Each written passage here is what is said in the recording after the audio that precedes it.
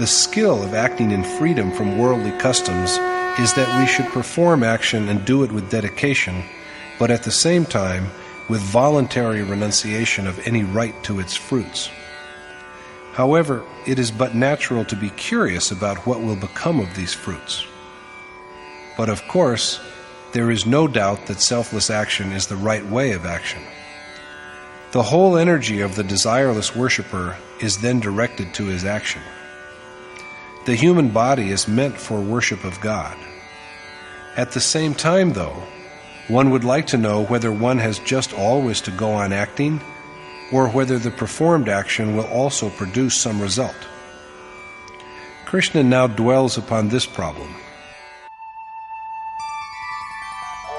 Karmajam buddhi yukta hi phalam tyaktva manishinaha janma bandha vinirmukta padam gacchantya-namayam. Renouncing all desire for the fruits of their action, and thus freed from the bondage of birth, wise men who are skilled in the way of equanimity and discrimination achieve the pure, immortal state.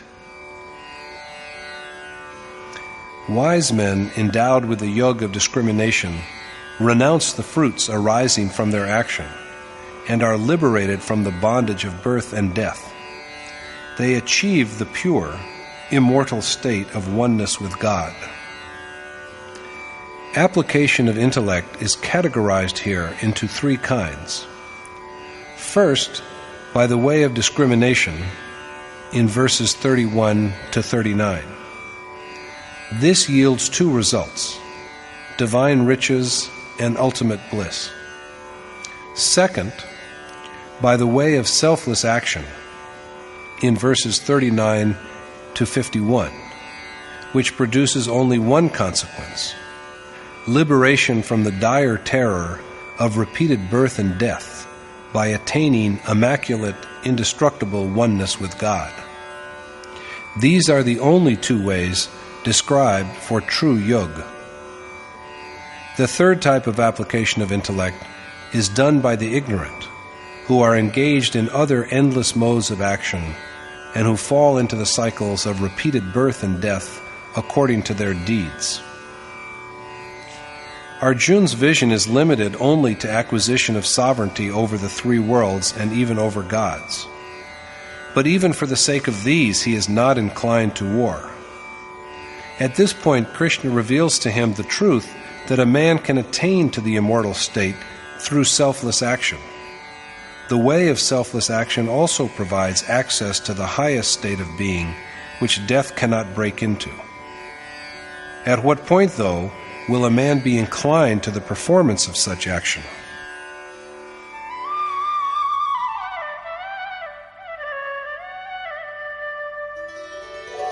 Yada te moha kalilam buddhir vyatitarishyati tada gantasi nirvedam shrotavyasya shrutasya cha. At the time when your mind has successfully made its way across the swamp of attachment, you will be capable of the renunciation, which is worth hearing of and which you have heard. The very moment Arjun's mind, indeed the mind of any worshipper, has steered safely across the marsh of attachment, it will then be receptive, not only to what is proper for hearing, but also to the idea of renunciation, making it an integral part of its action according to what it has learnt. At the present moment, however, Arjun is unprepared to listen to what is proper for hearing, and so the question of its influencing his conduct, of course, simply does not arise. Krishna again illumines the same worthiness. Shruti vipratipanna te yada sthasyati nischala samadhava बुद्धिः तदा योगमवाप्स्यसि. When your mind, now shaken by the conflicting precepts of the Ved, achieves a changeless and constant existence within the being of Supreme Spirit, you will then attain to immortal state through profound meditation. When Arjun's mind, at present riven through and through by the contradictory teachings of the Ved, achieves the state of steady contemplation of God, it will become changeless and constant, and then he will master the skill of discrimination and equanimity. He will then achieve the perfect equilibrium, which is the ultimate state of immortality. This is the crowning point of yoga. The Ved undoubtedly instructs us, but as Krishna points out, the contradictory injunctions of the Shruti confuse the mind. Precepts there are many, but it is unfortunate that people usually keep away from the knowledge that is fit for learning. Arjuna is told that he will reach the stage of immortality, the culmination of yoga, when his agitated mind achieves constancy by meditation. This naturally whets Arjuna's curiosity about the nature of sages who exist in an exalted state of perfect spiritual bliss, and whose minds are immovable and at peace in the state of abstract meditation. So he asks Krishna,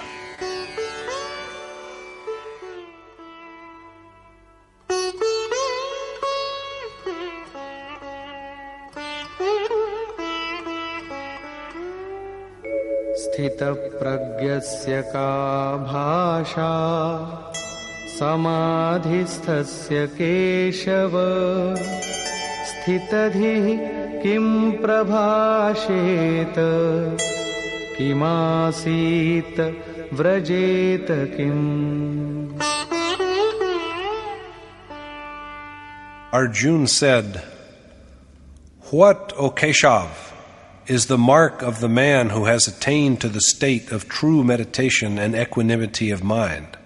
And how does this man with firm discrimination speak, sit, and walk?" That soul which has resolved his doubts is in the state of samadhi, or perfect absorption of thought, in the Supreme Spirit, the one worthy object of meditation.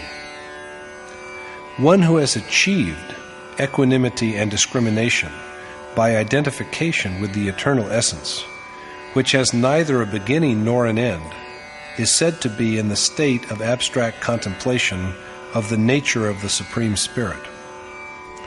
Arjuna asks Krishna for the qualities of the man with a mind of equanimity engaged in such contemplation.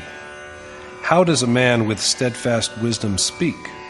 How does he sit? What is his gait? Arjuna has thus asked 4 questions. Thereupon Krishna says,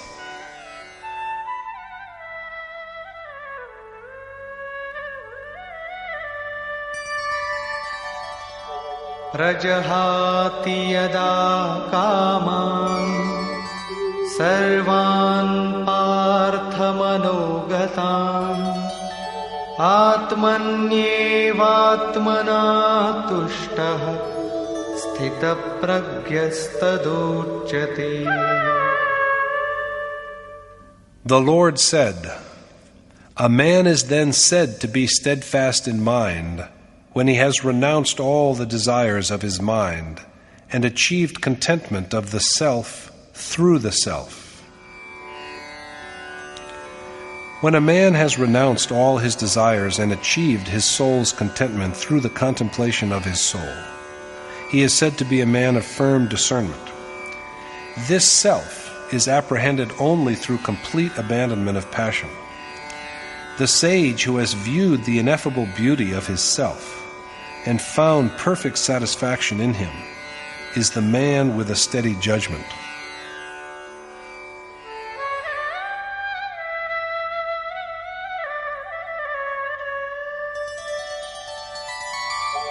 दुःखेष्वनुद्विग्नमनाः Sukheshu vigatasprihah Vitaragabhaya krodha Sthitadhir muniruchyate.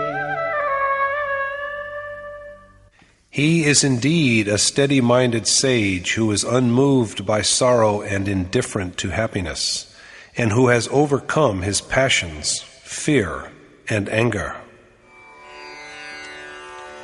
He whose mind is untroubled by bodily, accidental, and worldly sorrows, and who has rid himself of desire for physical pleasures, and whose passions, fear, and anger have been subdued, is the sage with discrimination, who has achieved the culmination of spiritual discipline. Krishna then points out other qualities of this saintly man.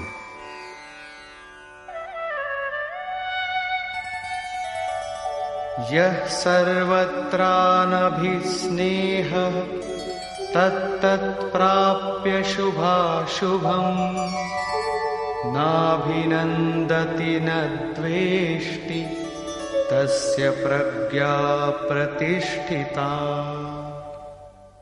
That man has a steady mind who is entirely free from attachment, and who neither gloats over success nor abhors failure. That man has a firm wisdom who is totally free from infatuation, and who neither welcomes good fortune nor repudiates misfortune. That alone is auspicious, which draws a soul to the being of God, whereas that which pulls the mind to temptations of the material world is inauspicious. The man of discrimination is not too happy in favorable circumstances, and he also does not scorn adversities, because neither is the object which is fit for attainment different from him, nor is there for him any evil that may sully the purity of his mind.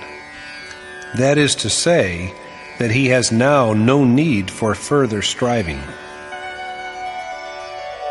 Yada samharate chayam kurmonganiva sarvashah indriyani indriyarthebhyah tasya pragya pratisthita. As a turtle pulls in its limbs, this man reins in his senses from all objects, and then he truly has a steady mind.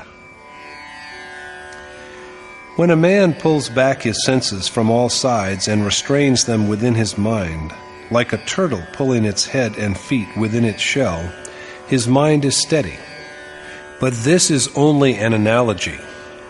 As soon as the turtle knows that the danger is gone, it again expands its limbs. Does a man of steadfast wisdom also, in the same way, let his senses loose after restraining them, and resume enjoyment of worldly pleasures?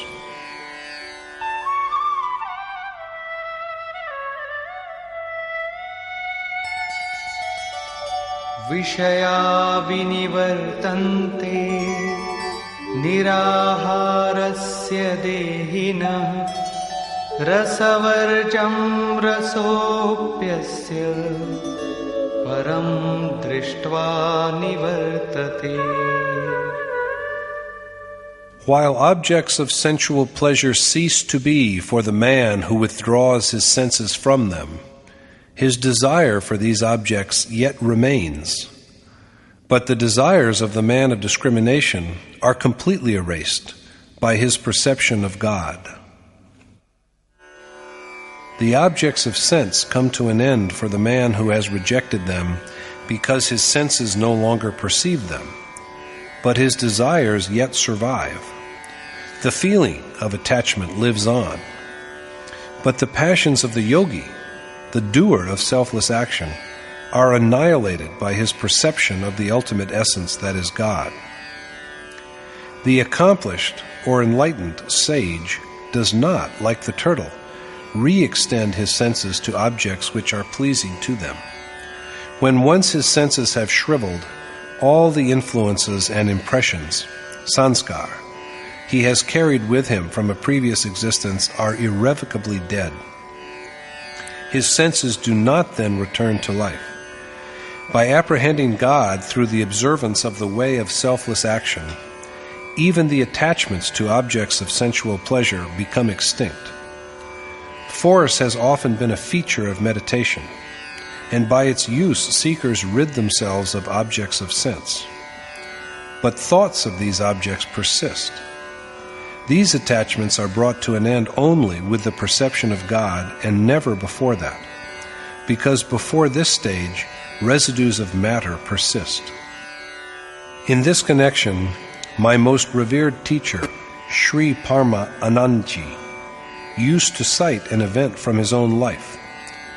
He had heard 3 voices from heaven when he was about to give up home. We respectfully asked him why these voices from heaven came to him alone. There had not been any for us. He replied that he too had had the same doubt. But then he had an intuition that he had been an ascetic during his last 7 births. During the first 4 of these, he had only roamed about garbed in a holy man's paraphernalia, with a sandal paste mark on his forehead, ash rubbed on his body, and carrying the water pot used by ascetics. He had then lived in ignorance of yoga. But during the last 3 births, he had been a true saint, as such a soul should be, and there was now the awakening of the way of yoga in him. In the last life, final liberation had been almost at hand, and the end was in view, but a couple of his desires had remained. Although he had firmly controlled his outward body, there were these passions within him. That was why he had to go through yet another birth. And in this birth, within a limited time, God had freed him from all his passions, rendered him 2 resounding slaps, as it were, by providing him with all sights and sounds, and made him a true ascetic. Krishna means precisely the same when he proclaims that although a man's association with objects of sense ends when he restrains them from reacting to these objects, he is rid of desire for these objects only when he knows his own self as the identical God through meditation. So we have to act until we have achieved this perception. Goswami Tulsidas has also said that at first there are passions in the heart, which are swept away only by true devotion to God. Krishna speaks about how difficult it is to withdraw the senses from their objects.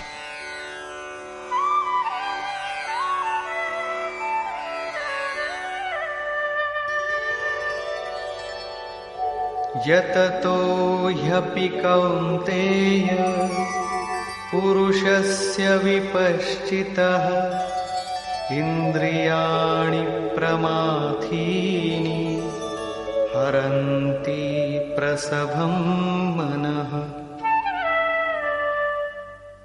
tani sarvani sayyamya yukta asita matparaha vashehi yasyendriyani tasya pragya pratishtita.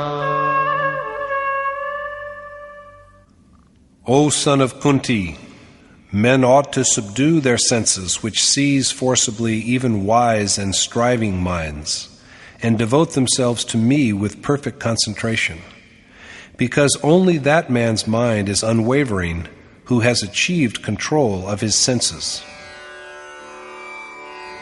Mutinous senses ravish even discerning and active minds, and undo their steadiness.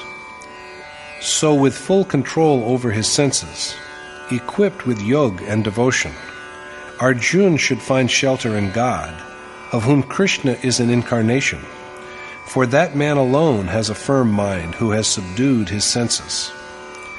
Here, Yogeshwar Krishna explains what ought to be prevented in the course of worship, as also the components of spiritual seeking which it is the duty of men to undertake. Restraint and prohibition alone cannot subdue the senses. Along with negation of senses, there must also be incessant contemplation of the desired God. In the absence of such reflection, the mind will be preoccupied with material objects, the evil consequence of which we see in the words of Krishna himself.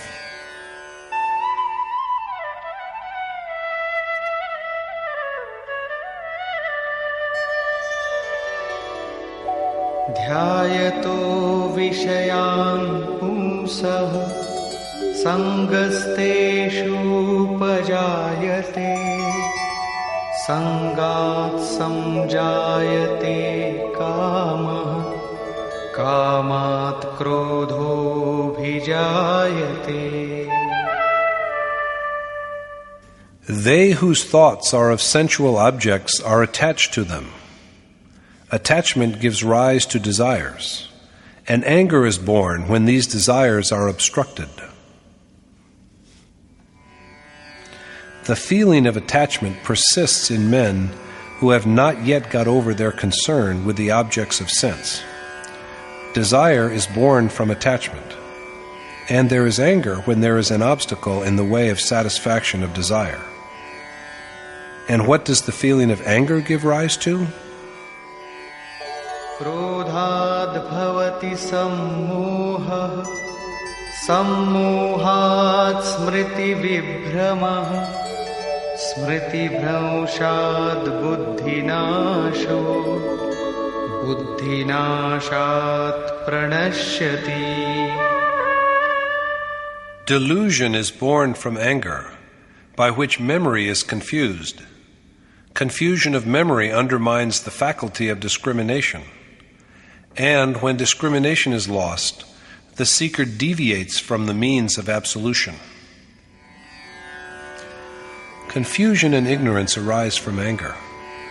Distinction between the eternal and the transient is obliterated. Remembrance is shaken by delusion, as it happens with Arjuna. Krishna says again that in such a state of mind one cannot determine wisely what to do and what not to do.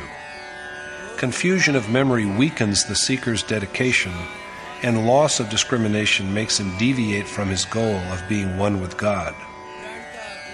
Here Krishna has emphasized the importance of cultivating unconcern with sensual objects. The worshipper's mind should rather always be concerned with that, whether it be word, form, incarnation, or abode, by which his mind may be enabled to be one with God. The mind is drawn to sensual objects when the discipline of worship is relaxed. Thoughts of these objects produce attachment, which in its own turn results in desire for them. Anger is generated if the satisfaction of this desire is obstructed in any way, and ignorance finally undoes the power of discernment. The way of selfless action is also said to be the way of knowledge, for it has always to be kept in view that desire must not be allowed to enter the worshipper's mind. There are, after all, no real fruits. Advent of desire is inimical to wisdom. Steady contemplation is therefore a necessity. A man who does not always think of God strays from the right path that will lead him to ultimate bliss and glory. However, there is one consolation. The chain of worship is only broken, not completely destroyed. Once the joy of worship has been experienced, when taken up again, it resumes from the same point at which it was discontinued. This is the fate of the worshipper who is attached to sensual objects. But what is the lot of the seeker who has mastered his mind and heart?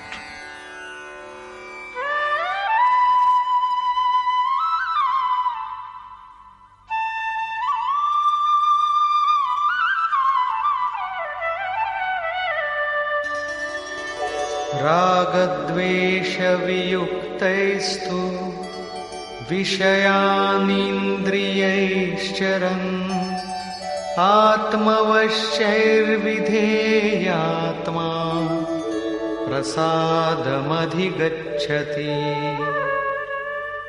But that man achieves spiritual tranquility who has mastered his mind, and who remains unaffected by sense objects, although he may be roaming amidst them, because his senses are properly restrained. Possessed of the means of spiritual realization, The sage who has experienced an intuitive perception of the identity of self and the Supreme Spirit achieves the state of the most sublime peace, because he has subdued his senses and therefore remained untouched by their objects, even though he may be wandering in their midst. No prohibitions are needed for such a man. There is for him nothing unpropitious anywhere against which he should fight and defend himself. There is also for him no good for which he should yearn.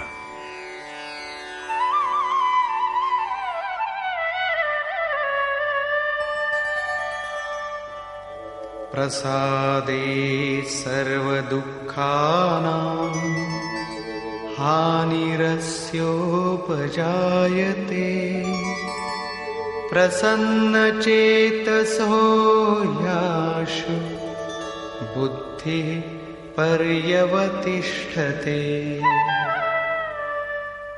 After realizing the ultimate repose, all the seeker's sorrows disappear, and the blissful mind of such a man quickly grows in firmness. Blessed with a vision of God's ineffable glory and His divine grace, all the worshipper's griefs, the temporal world and its objects, which are the abode of all sorrows, vanish, and his power of discrimination grows strong and steady. Hereafter, Krishna dwells upon the lot of those who have not achieved the saintly condition. Nasti buddhirayuktasya na chayuktasya bhavana na chabhavayatah shanti ashantasya kutah sukham. A man without spiritual accomplishment has no wisdom nor true faith. How can such men be happy? A man who has not undertaken meditation is devoid of selfless, action-oriented wisdom. This impoverished man is even deficient in the feeling of devotion to the all-pervading Spirit. How can such a man, without an awareness of the self within and the God without, be at peace? And how can he, without peace, experience happiness? There can be no devotion without knowing the object of devotion, and knowledge comes from contemplation. Without devotion, there can be no peace, and a man with a disturbed mind cannot experience happiness, much less the state of changeless, eternal bliss.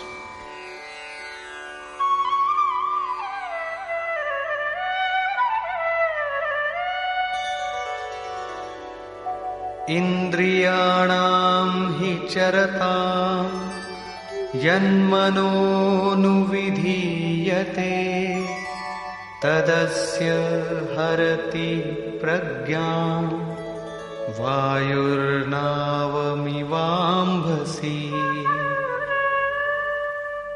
For as the wind captures the boat on water, just so, even one of the senses that roam amidst objects of their gratification and with which the intellect dwells is strong enough to sweep away the discrimination of one who is unpossessed of spiritual attainment.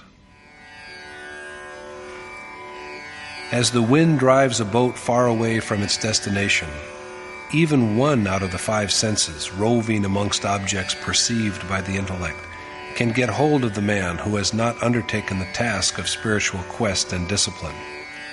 Therefore, incessant remembrance of God is essential. Krishna again dwells upon the importance of action-oriented conduct. Tasmadyasya mahabaho nigrihitani sarvashah indriyani indriyarthebhyah tasya pragya pratisthita. Therefore, O the mighty-armed Arjun, the man who prevents his senses from straying to objects has a steady discrimination. The man who restricts his senses from being drawn to their objects is a man of steady wisdom. The word arm, as used here, is a measure of the sphere of action. God is called mighty-armed, Mahabahu, although he is bodiless and works everywhere without hands and feet. The one who becomes one with him, or is inclined to him, and is on the way to his sublime splendor, is also therefore mighty-armed. That is the significance of the use of this epithet for both Krishna and Arjuna. Ya nisha sarvabhutanam tasyam jagarti sayyami yasyam jagrati bhutani sa nisha pashyato muni. The true worshipper, yogi, remains awake amidst what is night for all creatures. But the perishable and transient worldly pleasures amidst which all living creatures stay awake are like night for the sage who has perceived reality. The transcendental spirit is like night for living beings because he can be neither seen nor comprehended by thought. So he is like night. But it is in this night that the spiritually conscious man remains awake, because he has seen the formless and known the incomprehensible. The seeker finds access to God through control of senses, peace of mind, and meditation. That is why the perishable worldly pleasures for which living beings toil day after day is night for God's true worshipper. The sage alone, who beholds the individual self and the universal self, and is indifferent to desire, succeeds in his enterprise of God realization. So he dwells in the world and is yet untouched by it. Let us now see what Krishna has to say on the way in which this exalted sage conducts himself.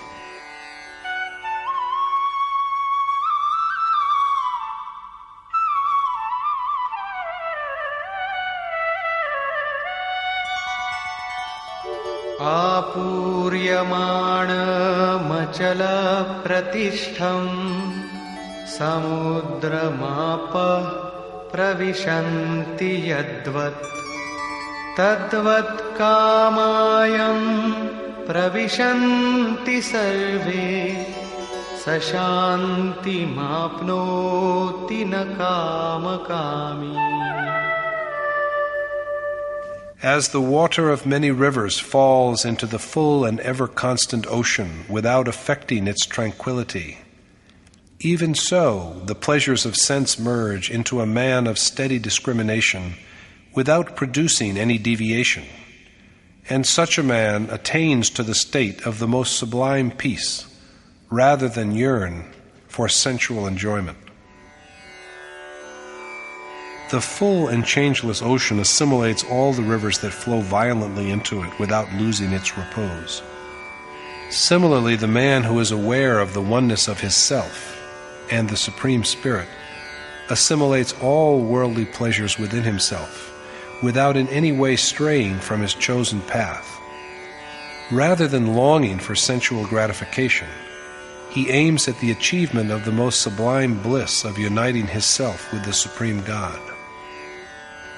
Ravaging everything that comes in their way, crops, men and animals, and their habitations, and with a frightening roar, the violently sweeping currents of hundreds of rivers fall into the ocean with a tremendous force, but they can neither raise nor lower its level by even an inch.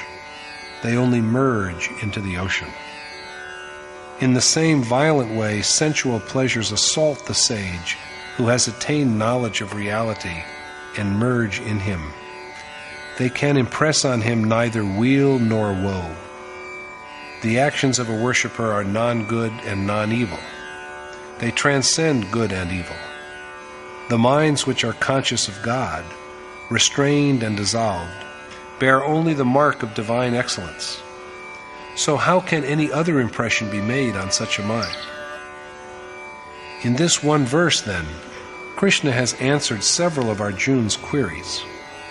Arjuna was curious to learn the mark of a sage who knows the divine reality, how he speaks, how he sits, how he walks.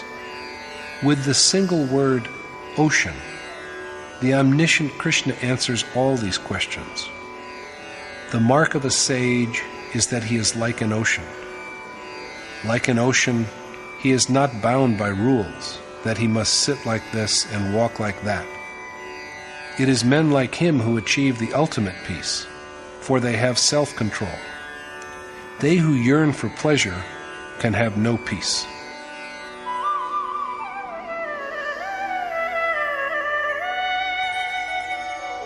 Vihaya kamanyah sarvan pumanscharati nispruhah nirmamo nirahankarah sashanti madhigacchati. The man who has renounced all desire and who conducts himself without ego, arrogance, and attachment is the one who achieves peace. Men who have given up all desire and whose actions are entirely free from the feelings of I and mine realize the ultimate peace beyond which there is nothing to strive for and achieve.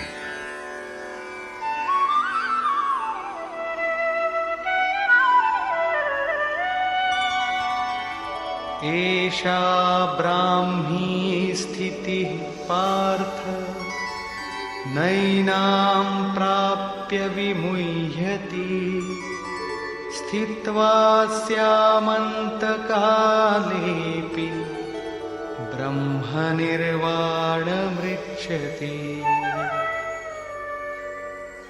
Such, O Arjuna, is the steadfastness of the man who has realized God.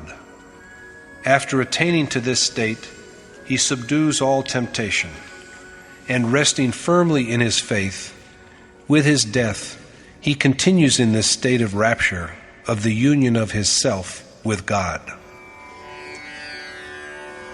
Such is the state of one who has realized God. Rivers of temporal objects merge into these ocean-like sages who are endowed with self-control and an intuitive perception of God. Conclusion. In this chapter, as we have seen, by expounding the merits of action, and by indicating the precautions to be observed in the performance of action, as well as the characteristic marks of the sage who has gained direct knowledge of the self and God through perception, Krishna has aroused Arjuna's curiosity and also answered some of his queries. The self is immutable and eternal. Arjuna is exhorted to know it in order to learn reality. There are two ways of acquiring this knowledge: the way of discrimination or knowledge, and the way of selfless action. Krishna says that he has two kinds of devotees. There is first the follower of the way of knowledge, Gyanmargi. Secondly, there is the follower of the way of devotion, Bhakti Margi. The man of devotion, or doer of selfless action, finds refuge in God and proceeds on his chosen path with total dependence on His grace.